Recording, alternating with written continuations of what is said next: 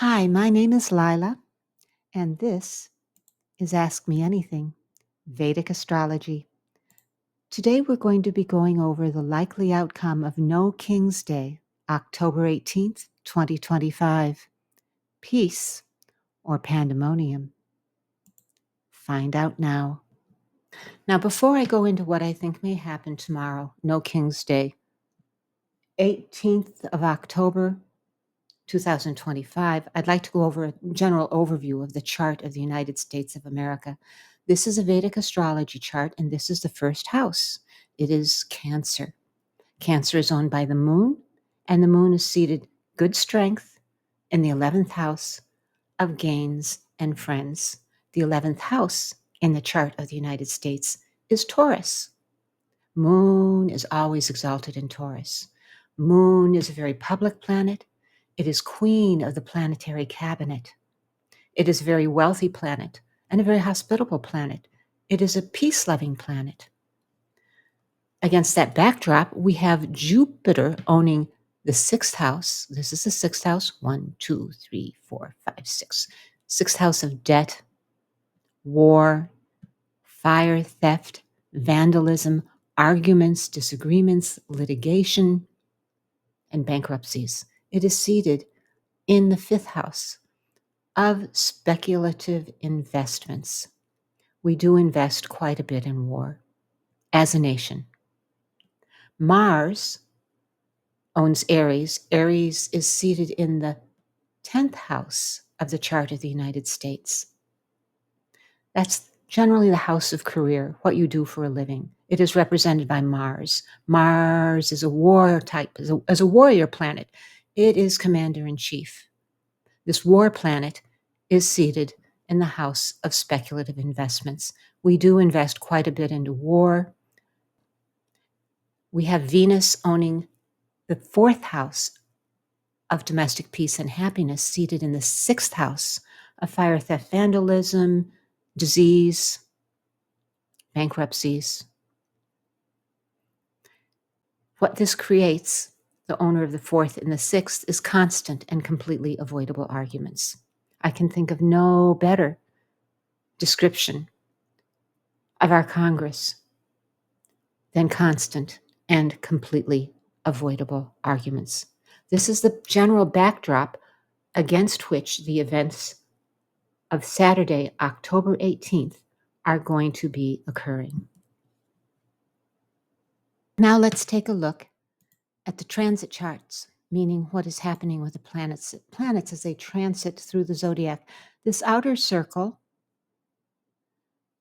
is where the planets are transiting today. They run around in the outer circle like cars down a highway bumping into each other. The inner circle is where the planets were when the United States took birth.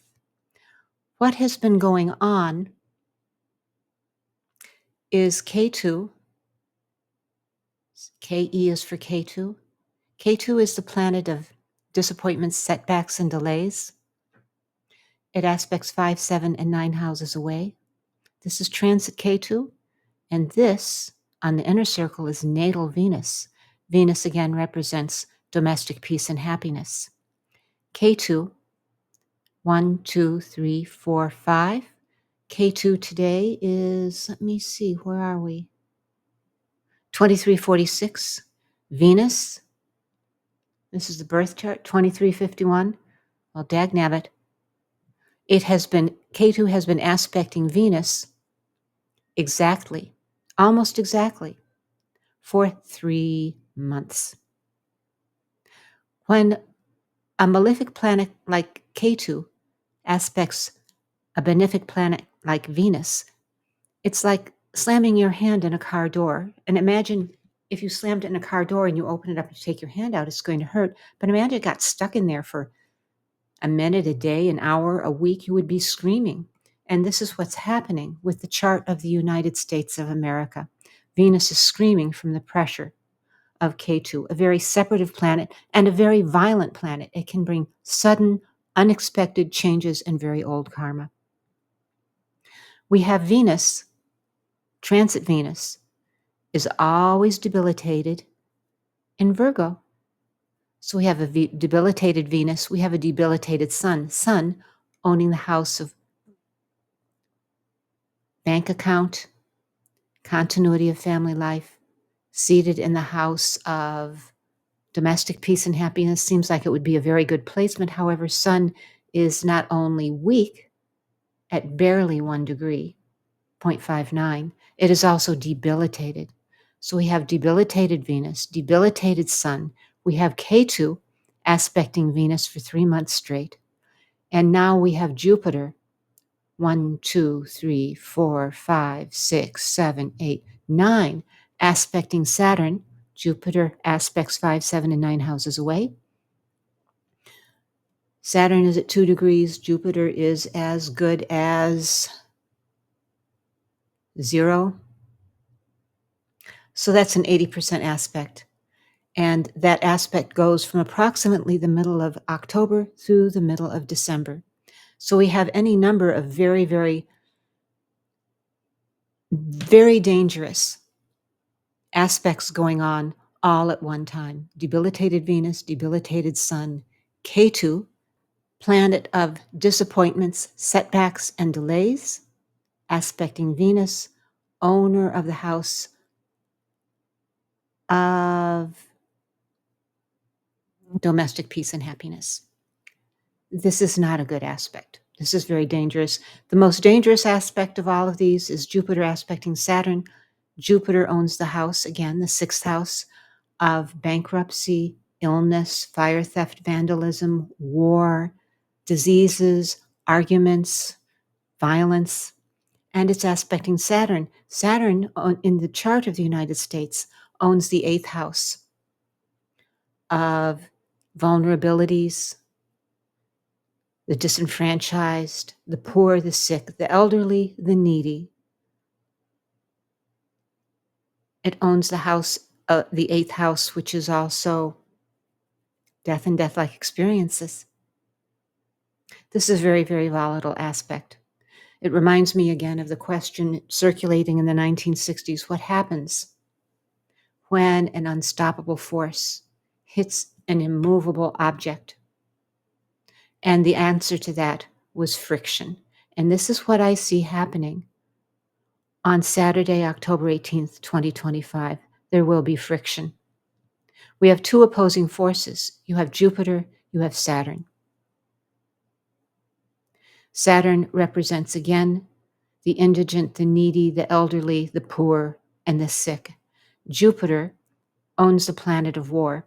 So what we have, and I'm sure I'm going to get a lot of people yelling at me for taking a political side, but realistically, what you have here is you have a warrior planet set upon the poor, the needy, the sick, and the disenfranchised. What I see happening possibly is a peaceable demonstration that would be interrupted by aggression from the government. I think it is possible that our president could declare a state of insurrection on Saturday in order to counterbalance all the hundreds, seemingly hundreds, of No King's Day protests going on throughout the United States. I do think that this could create much more of a dangerous brouhaha than anyone would imagine right now. I do believe something may happen on Saturday because the No King's Day will have so many millions of participants, and the government has made it clear so far that this is not something that they want. We have seen ICE raids, and we have seen, what's the other? We've seen our territories, excuse me, towns and cities occupied. We have a government shutdown. There seems to be quite a bit of building resentment against the government, represented by the No King's Day rallies. And then we have the government that is determined to quash the rebellion and to set the United States back on what they think is the correct path. Again, we have that unstoppable force hitting the immovable object, and I think it may be destined to blow up. We will see what happens on Saturday. So what I see happening in addition to this is the government shutdown will probably not end until mid-December. I know people are surprised it's gone on as long as it has. I'm not surprised at all. I do believe there may be a little bit of let up around mid-November. I don't think the shutdown will stop until mid-December. So that is what I have for you today. Right now, if we look at the subdasha, Jupiter, and the Antardasha, the main dasha moon, the subdasha, as the subdasha lord goes, so goes the chart. Our subdasha lord right now is Jupiter, and Jupiter owns the house of war, debt, illness, fire, theft, vandalism. As the subdasha goes, so goes the chart. However, Moon owns the Antardasha, the main dasha. Moon is a peace-loving planet. It's exalted in the house of gains and friends. We can hope that the general trends of time will override the subdasha period of war and debt and arguments and litigation. We will soon see what happens on Saturday. My name is Lila, and this has been Ask Me Anything, Vedic Astrology. Bye-bye till next time.